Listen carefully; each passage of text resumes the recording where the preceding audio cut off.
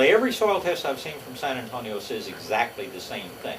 If you want a more scientific test, you send it down the Rio Grande Valley to Texas Plant and Soils Labs in Edinburgh. And you don't send it to A&M. And even A&M admits that for years they've done the wrong kind of soil test. Because what they do when you send them a soil test is they treat your soil with a strong acid, a strong base. They dissolve out all the things that are in there, iron, phosphates, whatever else, and they tell you what's in the soil. That's good, right? No, that's bad. Because you know what's in the soil, but you don't know what the plants can get to. Plants can't make sulfuric acid. Plants can't make, anhydrous ammonia or anything else. So what is in the soil is totally unrelated to what the plants can get to. How does the plant extract this material? Plant releases carbon dioxide from the roots. Carbon dioxide reacts with water in the soil to form a very mild acid called carbonic acid, which gets a small amount of this material that's already in there. If you feel it necessary to have a soil test and you send it to Texas Plant and Soils Lab, they use this carbonic acid extraction method that tells you what is in the soil that your plants can actually get to. Do you need to do that? I don't think so. If you're a farmer or rancher, maybe you do. And if you want a really good soil test, you send them 2 samples. You take one from the surface, you go over here and you dig down a foot deep, and you take a second one and send them a soil sample from a foot down. Now, if you can dig a foot down, you're better than I am in most places. But that's important, and it's so silly because when you visit some of these other nurseries that want you to bring in a soil sample and they're going to give you a free soil test based on how much fertilizer they think they're going to sell you. Number one, you're not getting a good soil test to begin with, and you're off the surface of the soil. If your roots are up in the upper ½ inch of the soil, you got a big problem to begin with. Where are your plant's roots? They're down here. So where do you need the soil test? Up here on top? No, you need the soil test down here where the roots are. And they will tell you that. As far as prices go, I think you can send soil to A&M and they'll give you a test for $15 or $20. You send soil to TPSL, I think their soil test is around $40. But if you look at all the things they test for, if you ask A&M to perform the same test that they perform down there, A&M charges you $65 for it. So anyway, I don't think you need a soil test, but if you do, that's the place to send it. Can we get the address from you? Sure, absolutely. Or you can go to, if you're online, TPSL is in Texas Plant and Soils Labs, tpsl.biz, B-I-Z. Okay, fertilizing is important. Good forms of fertilizer. If you're growing flowers and blooming things, you hear me talk about Rose Glow all the time. Everybody wants to come in and buy Rose Glow. We do things, we go through quite a volume of material. So what we tend to do is when we find the best product we can find for a given purpose, we go to the people that make it and say, how would you make it better? And they tell us. We went to the people that made Rose Glow and said, how would you make it better? And they told us 2 or 3 different things they would add. So we said, add it. When you get this stuff that we call Color Essentials, all this is Rose Glow with some fun stuff added to it.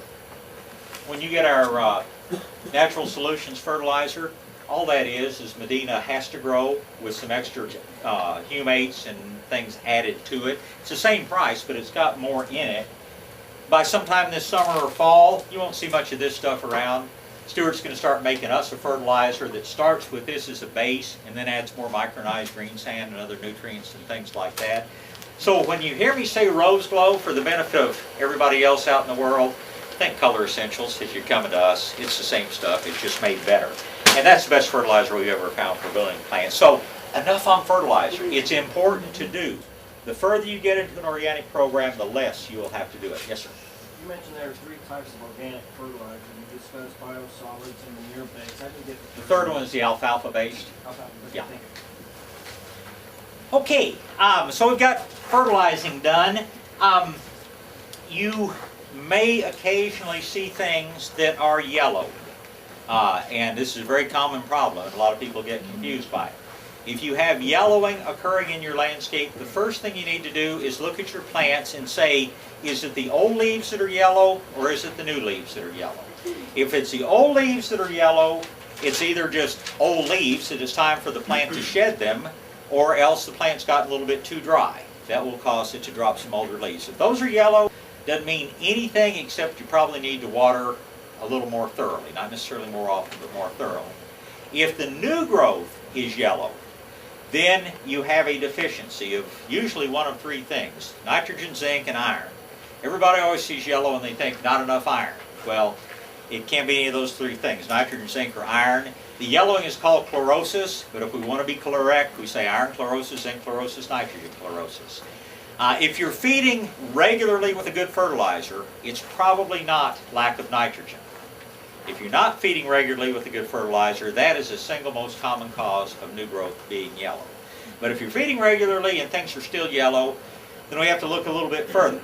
You could have either the wrong plants. If you're going to grow azaleas in San Antonio, well, let me use the botanical gardens for instance. They want to do an East Texas area where they could grow the same plants that you would grow if you lived in Tyler or Longview or somewhere like that. So what did they do? They brought in about 500 trucks of soil from East Texas and planted all these things. That's not real practical in your yard. So don't try, I was born in Tyler. I mean, I love Tyler roses and all that kind of stuff. But you just don't try to grow the same stuff you grow in East Texas, or if you do, expect to do a tremendous amount of amending of your soil to get it to the point that you can grow those plants. Now, a lot of us are just sitting where we have little or no soil, and if we want to grow some plants that like even a moderate amount of iron, once you really get that organic life built up, the microbes are going to take care of you. But at first, if you get that yellowing in the leaves, you may want to add a little bit of extra iron. There are several ways to do that. The cheapest way, although it's not super fast acting, is Texas green sand. This is actually, it is sand. It is sand that came out of an ocean bed or a lake bed where it had been plated with algae. As algae grew and died, grew and died, grew and died, grew and died over a few thousand or million years. And it just is very high in iron and to some extent high in zinc as well. The nice thing about green sand is it's cheap. The bad thing about green sand is it is not super fast acting, and if it gets wet, it clumps up and it's really pretty hard to spread. Now, I suspect, and if you listen to this with Howard Garrett, Howard says we got this guy that's going to start doing what they call micronizing on the green sand. And if that does indeed happen, that's going to be a revolutionary thing. I have my doubts, although you can't tell Howard Garrett very much, and I certainly wouldn't get into it with it on the air. But I don't know how they're going to be able to produce it in large quantities in a very economical fashion. Because micronizing simply means grinding something down to an extremely fine particle size, grinding it down to dust-like size. How does that help? Well, it just increases the surface area exponentially. I mean, you can take something the size of a grain of rice and you micronize it down, you'll increase the surface area by a factor of like 10,000 or something like that. Medina does it with this machine. It's called an air cyclone or an air grinder, or some people call it a tornado machine. I mean, this thing's about 3 stories tall and about as wide as between these two posts. And I've been over there and Stuart's demonstrated it for me. And I mean, you can put anything in this end and it comes out big, or it goes in big, and it comes out over here literally as fine as dust. It's an expensive machine and it's expensive to run. They micronize some green sand and they put it in this fertilizer, and that's one reason that it tends to have a high greening potential. And I was telling him, why don't you put it in a bag and let us sell it? And he said, you can't afford it. And the conversation didn't any go any further than that. But if he tells me I can't afford it, I'm going to believe him. But anyway, if there are some new processes coming out and we find a way to efficiently micronize green sand, you'll be able to use a lot less of it and you get faster results. But as it is, if you have plants that are prone to yellowing, if you insist on growing gardenias in San Antonio, just put out some green sand every year or two around the base of the plants and it will last a long, long time. If you want something that works faster, again, a natural clay that comes out of Mexico